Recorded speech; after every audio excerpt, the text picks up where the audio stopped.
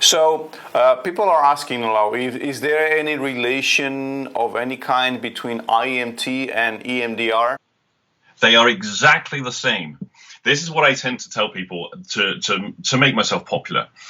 EMDR and IEMT are absolutely identical because they use eye movements in exactly the same way that NLP and Freudian Psychoanalysis are exactly the same because they use language.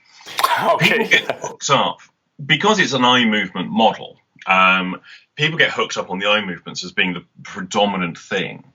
In IEMT, the eye movements actually only form the smallest aspect of the work. It's the bit that is the most demonstrable because people are waving their finger around and moving their eyes, and it's a practical thing. However, the majority of the work is built around something else, and this is what we call the 5 patterns of chronicity, but we'll talk about that later. So that's the, okay. So they have similarities because they use eye movements, but really that's about it.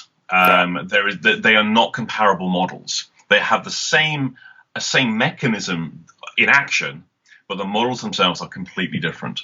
And just on this point, we've had quite a lot of EMDR trainers and certified practitioners come on the IEMT course. Not one has ever said to me, this is the same model.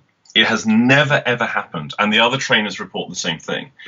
The only people that tell me it's exactly the same are the people that have never trained in EMDR and never trained in IEMT. So they don't know either model, and yet they tell me they're exactly the same.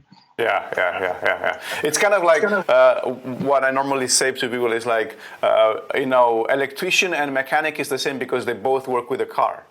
Exactly. So it's, that's the only common thing. That's the machine they're working on. All right, got it. Thank you so much. So now you know what the difference is between EMDR and IEMT. There's a whole discussion about this, and a lot of people are talking about it. But as you heard Andy saying, most people who talk about IEMT being similar to EMDR, they have no clue, no idea, no understanding of either EMDR or IEMT. So now we're clear.